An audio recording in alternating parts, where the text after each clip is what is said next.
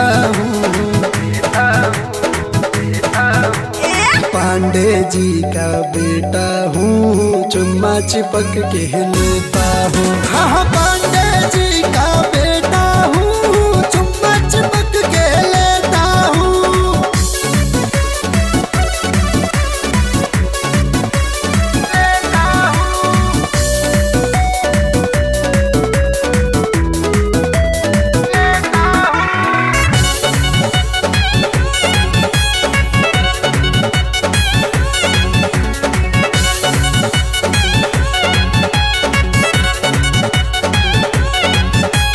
नैन तेरा नखरीला है, दिल बन बैठा ये दीवाना रे।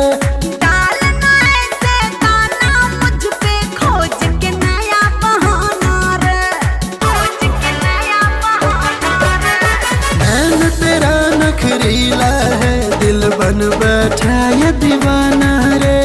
डालना ऐसे गाना मुझ पे, खोज के नया बहाना रे। मेरी बंजाल भर तू आ जा इधर, तुझे बाहों में आज भर लेता हूँ।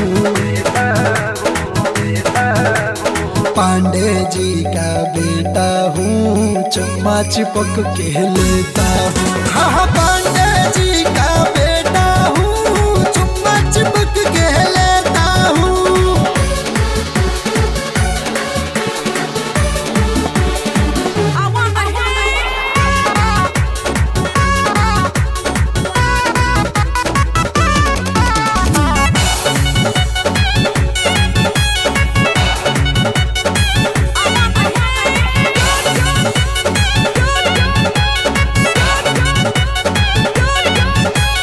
हॉट फिगर दिखला कर क्या तू जिगरे को ललचाएगी। तुम जैसे परवाने को ये परी हाथ ना आएगी, परी हाथ ना आएगी। हॉट फिगर दिखला कर क्या तू जिगरे को ललचाएगी। तुम जैसे परवाने को ये परी हाथ ना आएगी। तेरे होठों का जाम कर दे मेरे नाम, ये ऑफर मैं तुझको देता हूँ। पांडे जी का बेटा हूँ, चुम्मा चिपक के लेता हूँ। हाँ पांडे जी का